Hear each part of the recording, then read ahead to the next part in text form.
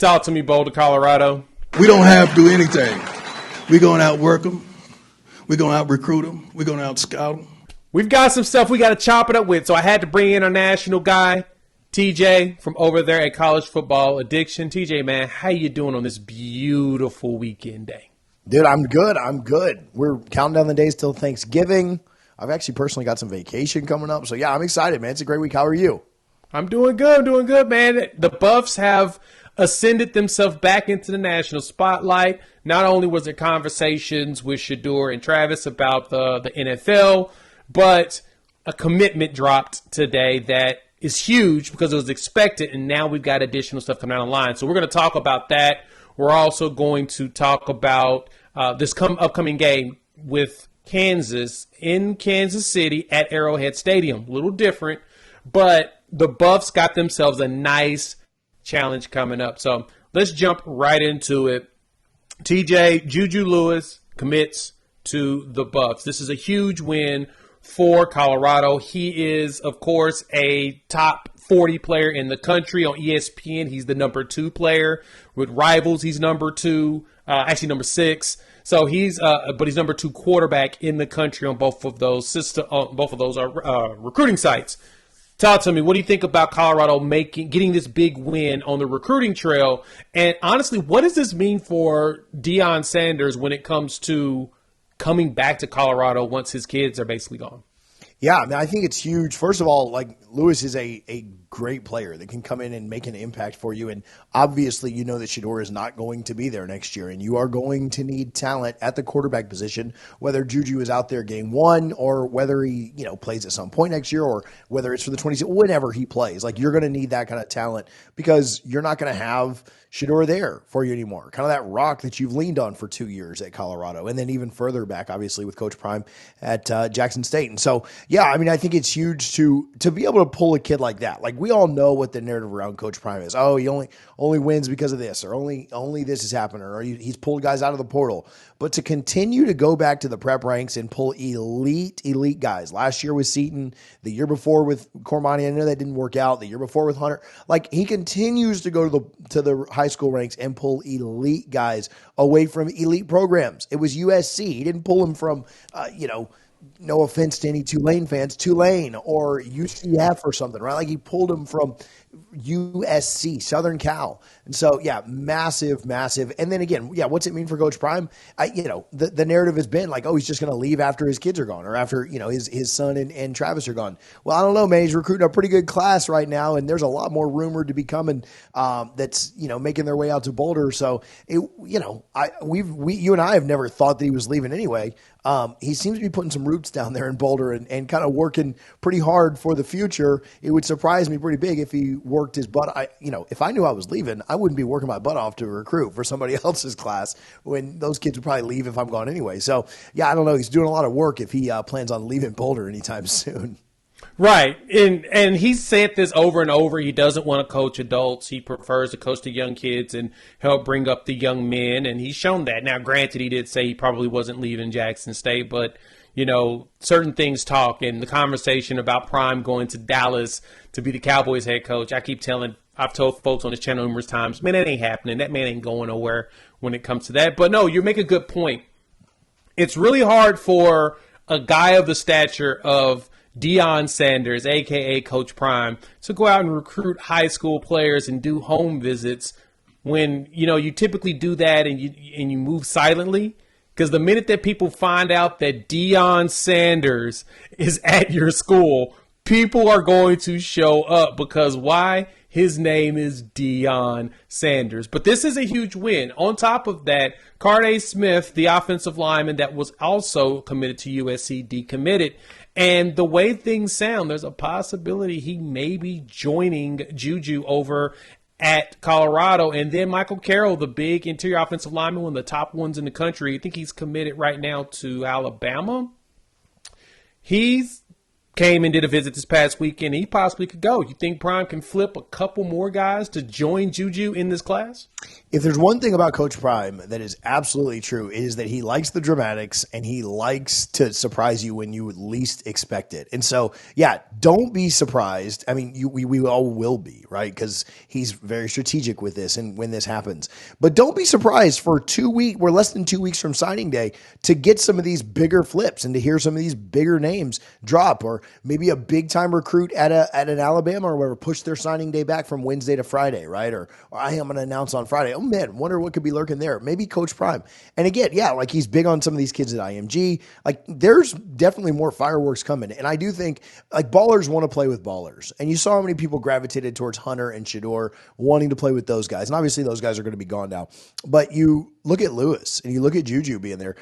Ballers want to play with ballers. And I think that you know, Juju committing is kind of like, all right, floodgates open. Now the dam breaks because people want to go play with 5-star type athletes. Look anywhere across the country. That is the fact. Like you get a 5-star quarterback committed, your recruiting class. I mean, usually it's pretty good anyway because you're a 5-star quarterback. But if it's not, man, you start to see some of the talent stack up after that kind of kid comes in. Yeah, exactly. That's exactly what I see with this. So Colorado now has the opportunity to bring in additional players, and Prime has said it. And, you know, if they're recruiting players that they expect to compete to play immediately, they don't care that you're a freshman. They're not looking to just develop dudes. They're looking for dudes that are ready to get on the field and play day one. And so you get a Michael Carroll from IMG. You add in some more of those other IMG kids that appear to be very interested in what Jordan Seaton is getting there at Boulder. I mean, all it takes is one dude to show up on your campus from a school or an institution like IMG and say, hey, y'all, it's a lot better than you think here at Colorado. We're chopping it up with our guy TJ from College Football Addiction, man. We appreciate you pulling up as usual. The Buffs got a big test this weekend. Kansas comes into town. Correction, they go to Kansas City to play against the Kansas Jayhawks. They're not going to Lawrence. They're going to Arrowhead Stadium because in Lawrence, Kansas, they technically don't have a stadium right now. But Kansas has actually shown up over the last few weeks. You know, they lost to Kansas State, but they backed it up. They knocked off Iowa State, knocked off BYU, and they look like they're the Grim Reaper walking up the doors, knocking on it, trying to knock off the next person. Is this a potential trap game for Colorado as they try to chase their opportunity to go to the Big 12 championship game? Yeah, I mean, I think every game is a potential trap game for Colorado because Coach Prime's right, and Coach Prime would tell you this. He did tell you this. Every game is everyone else's Super Bowl. It doesn't matter if you're playing Houston or whom. You could be playing anybody in this conference. Oklahoma State. And Oklahoma State ain't won a game yet. And so, but what is Oklahoma State going to see next week? And not to get too far ahead of myself because I know that we're talking about Kansas. But like Oklahoma State's going to say like, well, our season's been terrible, but if we could just knock off Colorado, if we could ruin their season. And so, yeah, like every game is a trap game because every game means so much to your opponent because of who you are. And like you mentioned it, Kansas is certainly playing better here down the stretch. They barely lost to Arizona State, who controls their own destiny. They blew out Houston the next week. They barely lose to Kansas State, like two pretty decent teams. And then to beat Iowa State and to beat BYU. Kansas is certainly a team that you cannot overlook if you're Colorado. I don't necessarily expect them to overlook it. I expect them to be better. I think they're a little bit better matchup. We'll get more into that, I'm sure, in a minute. But, yeah, there's certainly a game that Colorado has to be ready for, has to be prepared for, because if they're not, Kansas has shown that they have the ability to beat pretty good teams. Exactly. And when you look at the matchups here, it's Jaden Daniels is really the big piece. You know, between him and Devin Neal, the running back, their running and passing game is pretty good. And then, of course, on the defensive side, you got Kobe Bryant, who in a recent interview was really excited about matching up against Travis Hunter. He's had this game circled in preparation for this game. So bulletin board material has been created for Travis Hunter because, just like you said, players are seeing Travis Hunter now as a celebrity. And it's crazy because Coach Prime talked about this and the personality of a Travis Hunter. He basically said, this dude does one thing, play football. He eats, sleeps, poops it. It's football is life for him. He don't drink, he don't smoke, he don't go out. He hops on the stream. He's talking football. He's playing college football 25. He's watching film, and he's on the football field. Football is life. And you're starting to see that he's even influencing some of the younger players and, honestly, some of the older players in college football that see him because they're like, no, I want to be like Travis. I want to do what he's doing. And it's like he's created a nice cult following. And so Jalen Daniels has been playing a heck of a lot better since the beginning of the season. Initially, he had a lot of turnover issues, and since then, I think he only got like one turnover in the last 2 or 3 games. Jalen Daniels has been coming on as a masterful piece for Kansas and trying to pull an upset. I guess the question now is, can this Colorado defense, can Rob Livingston's defense show up and truly stop? Because they've been good at stopping the run. Can they stop and slow down a run here at Kansas?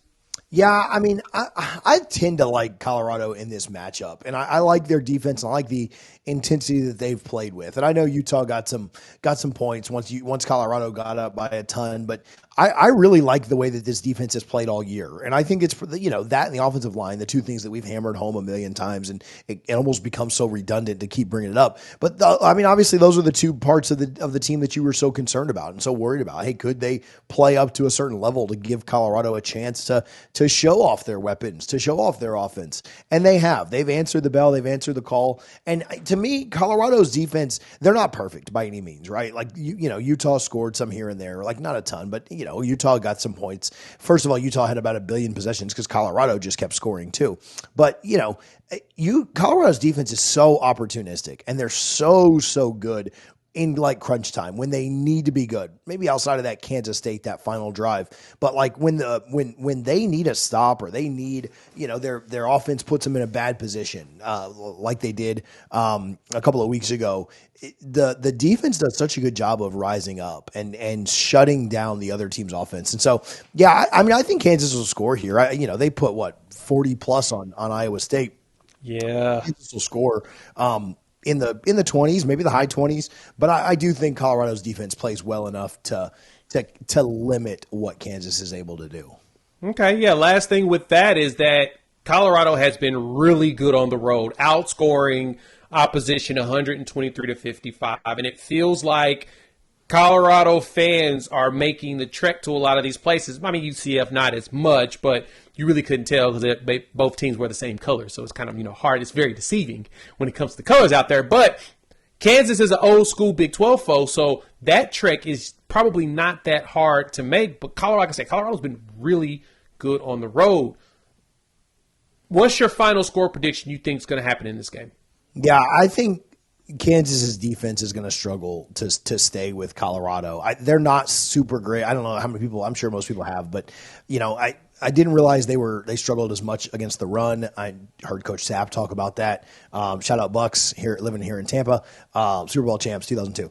But yeah, I didn't realize they struggled so much against the run, so I went back and watched some of their stuff this week, and or today, this afternoon actually.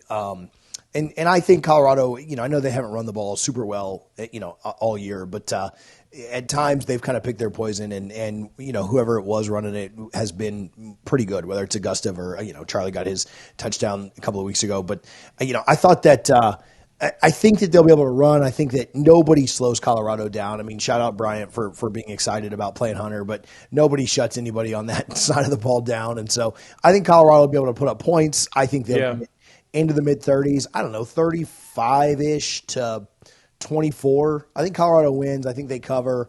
It's not like a blowout to me.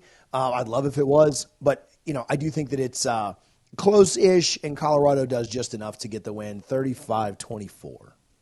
I like that. And it's what it feels like, too. I was in the 35 to 20 range as well. Feels like it'll be a similar score as not Utah, but more Cincinnati-ish. I think that Kansas has enough talent to be able to make something happen. TJ, we appreciate you pulling up. Let the people know where they can find you.